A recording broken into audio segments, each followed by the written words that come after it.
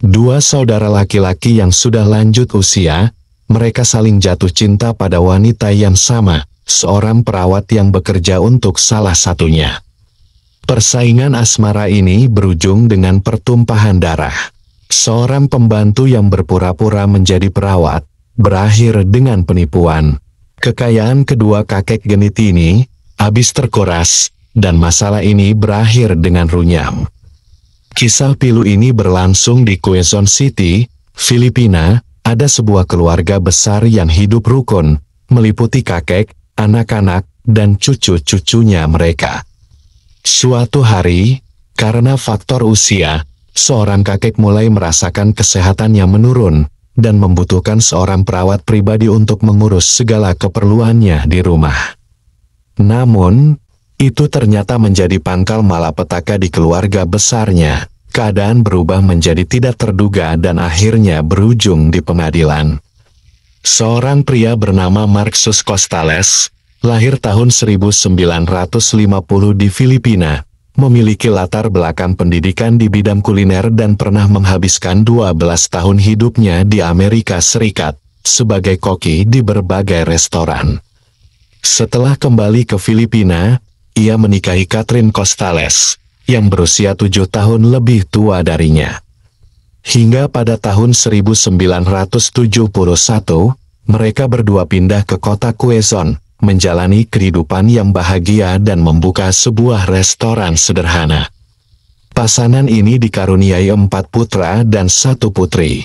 Keluarga Costales hidup harmonis hingga suatu ketika, sang ibu mengalami masalah jantung, dan menjalani perawatan medis hingga ke luar negeri. Tapi, semua sudah jadi ketentuan Allah. Akhirnya Catherine meninggal pada tahun 2015. Setelah kepergian istrinya, Marcus Costales hidup sendirian di rumahnya yang besar. Melihat hal itu, anak-anaknya jadi tak tega membiarkan orang tua mereka dalam kesepian. Dan akhirnya, atas kesempatan bersama, ditujukanlah Jacinto untuk menemani ayah mereka. Jacinto adalah putra bungsu keluarga tersebut. Ia setuju untuk pindah dan tinggal bersama ayahnya. Ia pun membawa istri dan anak-anaknya untuk tinggal bersama di rumah ayahnya. Meskipun terlihat garang, Jacinto sebenarnya memiliki hati yang lembut. Ia bekerja di industri rekaman, dan memiliki hobi mengendarai serta mengoleksi motor besar. Sering berjalan waktu, hubungan mereka makin erat, apalagi, Jacinto adalah seorang anak yang patuh pada orang tuanya. Mereka bahkan melakukan hobi bersama, menyanyi, mengendarai motor mengelilingi kota, dan berolahraga.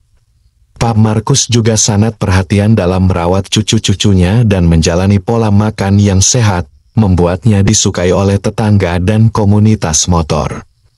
Kakek Marcus juga mempunyai seorang adik, yaitunya Manuel, yang tinggal 10 km dari rumahnya. Manuel pun sering berkunjung ke rumah abangnya itu.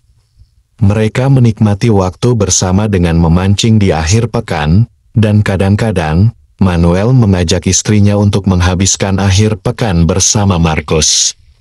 Tapi, semua kebahagiaan itu berubah menjadi petaka. Tepatnya pada bulan Maret tahun 2019. Saat itu, Marcus yang berumur 69 tahun tergelincir di kamar mandi, dan mengalami kejang. Dia dirawat selama seminggu di rumah sakit Novaliches dan dipulangkan setelah kondisinya mulai membaik. Namun, ternyata ia belum sepenuhnya pulih dari cinderanya. Ia masih mengalami kesulitan menggerakkan kaki dan tangan kirinya, yang terasa mati rasa. Beberapa orang menduga ia mengalami stroke, sementara yang lain berpikir ia mengalami kelumpuhan parsial. Mengingat Jacinto dan istrinya Yanbe sibuk bekerja, sehingga tidak dapat sepenuhnya merawat ayah mereka. Beranjak dari hal itu, semua anak Marcus sepakat untuk mencari perawat pribadi yang dapat merawat dan menjaga ayah mereka sepanjang waktu. Mereka pun memasang iklan di media sosial, dan bertanya kepada kerabat, dan akhirnya, mereka menemukan Imelda Abellano, seorang wanita berusia 37 tahun, dengan sertifikat dan pengalaman dalam merawat orang tua, yang sebelumnya bekerja di rumah sakit. Mereka semua setuju bahwa Imelda adalah pilihan yang tepat untuk merawat ayah mereka. Pada awalnya, Markus menolak karena tidak ingin membebani anak-anaknya dengan biaya tambahan, tetapi karena mereka semua bersikeras, dan dia memang membutuhkan bantuan dalam menjalani aktivitas sehari-harinya, akhirnya ia pun setuju. Tak salah memang keputusan mereka mempercayakan perawatan ayah mereka kepada Imelda. Karena ternyata, Imelda adalah orang yang cakap dan ahli dalam bidangnya, dan akhirnya Imelda resmi menjadi perawat kakek Markus. Dia pun tinggal di rumah tersebut dan mendapat hari libur setiap hari Minggu. Setelah dirawat oleh Imelda, anak-anak Markus juga masih tetap sering berkunjung, terkadang 2 kali seminggu, untuk melihat ayah mereka.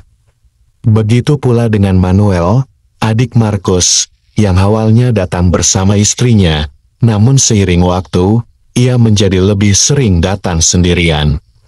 Bahkan Manuel mengunjungi abangnya itu, hingga 4 atau 5 kali dalam seminggu. Tidak jelas apakah dia benar-benar khawatir tentang kesehatan abangnya, atau mungkin dia tertarik pada perawat pribadi Markus yang bohai. Seiring berjalan waktu, alasan Manuel sering datang ke rumah abangnya pun terjawab. Beberapa kali, istri Jacinto memergoki Manuel yang tampaknya sedang merayu perawat ayah mertuanya. Meskipun demikian, dia memilih untuk tetap berpikir positif, dan hanya berbagi kekhawatirannya itu dengan suaminya. Jacinto sendiri menganggap tidak ada yang perlu dikhawatirkan, selama Imelda tidak melaporkan kejadian yang mencurigakan. Selama 3 bulan berikutnya, kesehatan Markus makin membaik. Bahkan ketika dibawa ke rumah sakit untuk pemeriksaan rutin, dokter menyatakan kondisinya sudah sangat baik, dengan kemampuan menggerakkan tangan kirinya secara normal dan berjalan pun sudah lancar. Namun, Markus masih berkeras bahwa dia belum sepenuhnya pulih, dan masih memerlukan perawatan dari Imelda.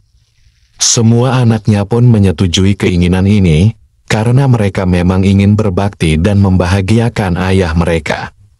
Tapi perilaku kakek tersebut menjadi semakin tidak biasa dari hari ke harinya. Ia sering meminta sejumlah uang yang cukup besar kepada anak-anaknya, dengan alasan ingin berkeliling untuk mengurangi stres, dan ia hanya ingin melakukan perjalanan ini bersama Imelda saja. Satu hal lagi yang janggal adalah, anak-anak terkejut mengetahui bahwa tabungan ayah mereka telah berkurang drastis tanpa penjelasan yang jelas mengenai penggunaannya.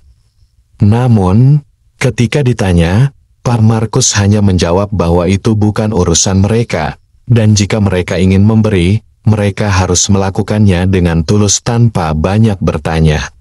Pada suatu malam di bulan September tahun 2019, menantu perempuannya, Corazon, yang telah lama curiga bahwa mertuanya memiliki hubungan khusus dengan perawatnya, mendengar suara dari gudang belakang.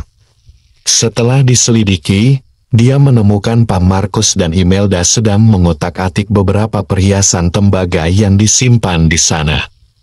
Ketika ditanya, lelaki tua itu menjawab dengan enteng, bahwa barang-barang itu akan dibawa pulang oleh Imelda, agar tidak rusak karena terlalu lama disimpan.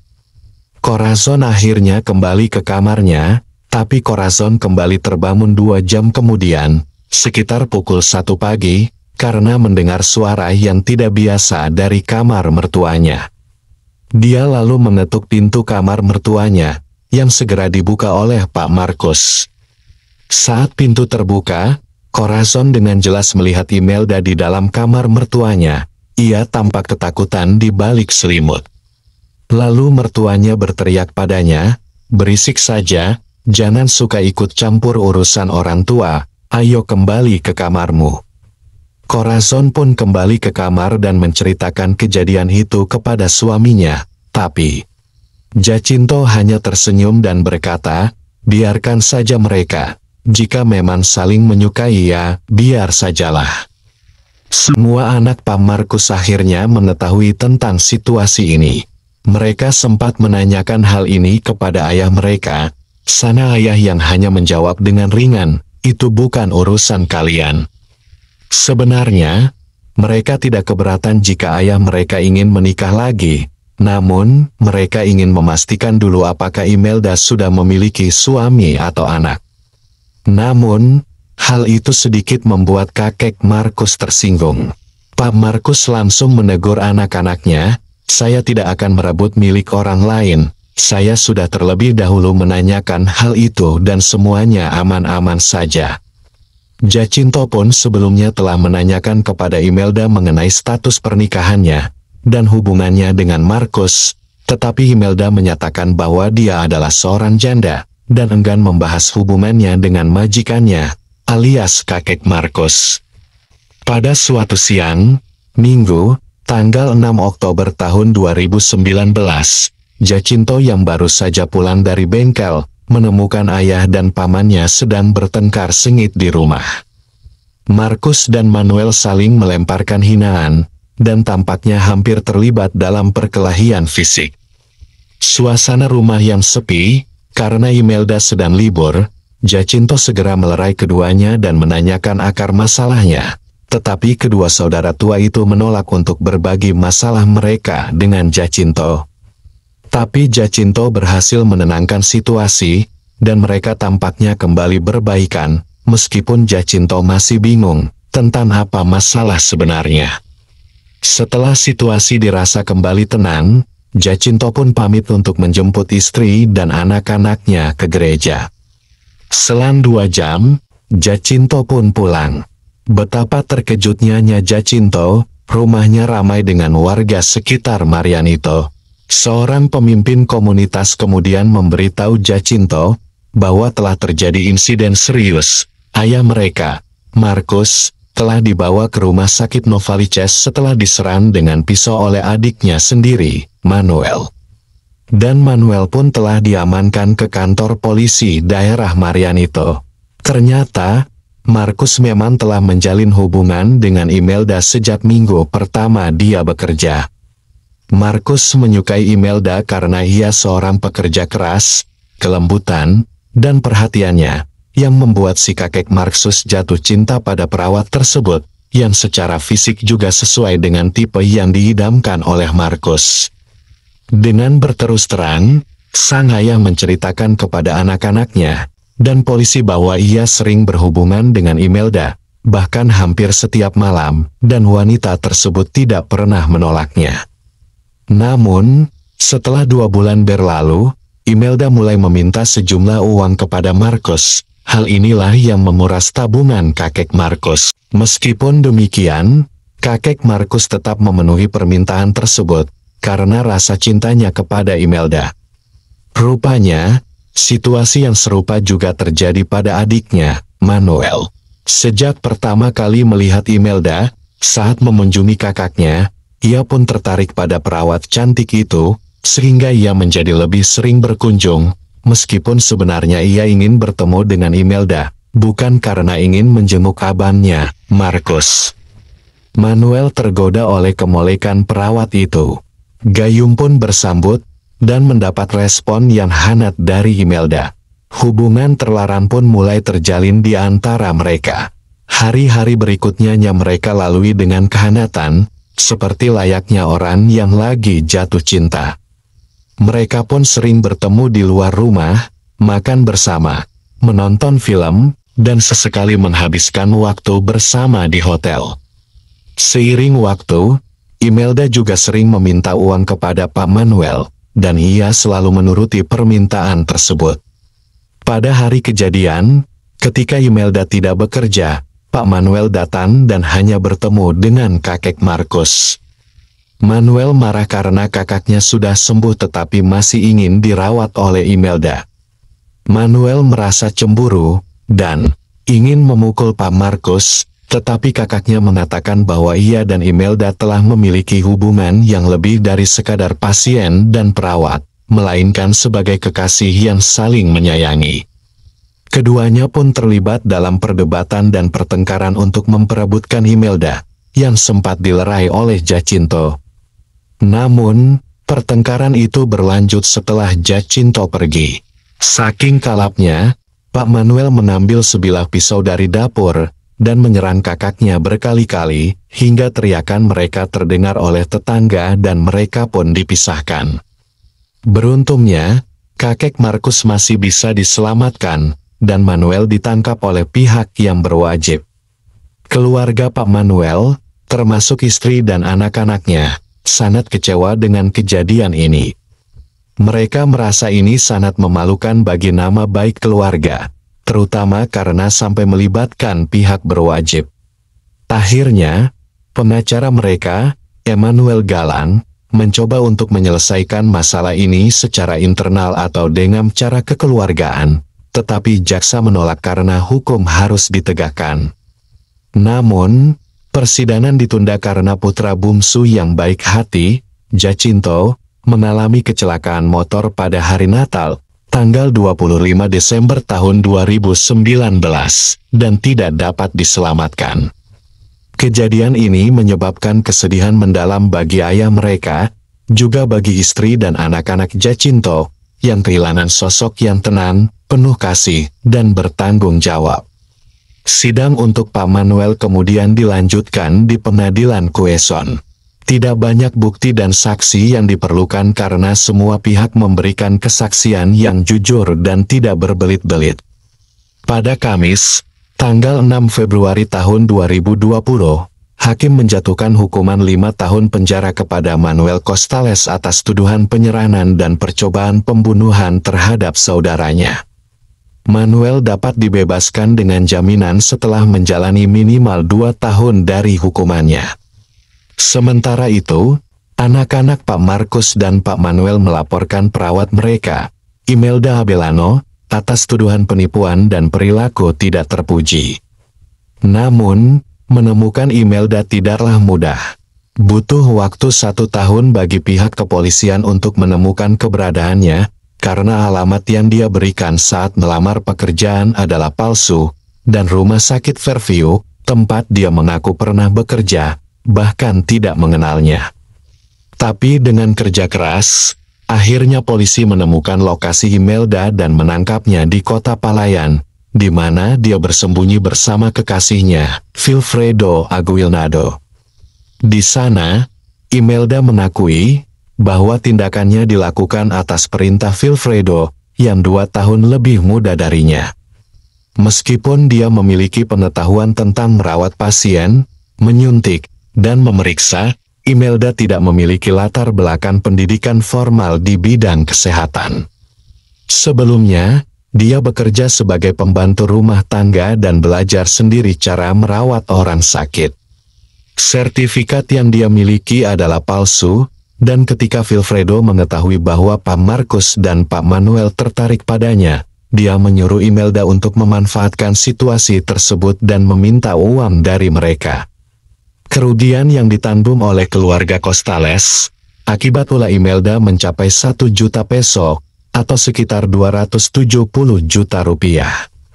Pada tanggal 10 Maret tahun 2021, berdasarkan kesaksian dari Corazon, tentang peristiwa yang terjadi di rumahnya, Imelda didakwa melakukan pemerasan, penipuan, dan pemalsuan data. Dia dijatuhi hukuman penjara selama 2 tahun, tanpa kemungkinan pengurangan masa tahanan. Adapun Vilfredo, kekasihnya, dihukum 1 tahun penjara, karena terlibat dalam rencana pemerasan. Meskipun keluarga tidak sepenuhnya puas dengan keputusan ini, mereka tetap menerima hasilnya, dan berharap Imelda tak lagi mengganggu keluarga mereka.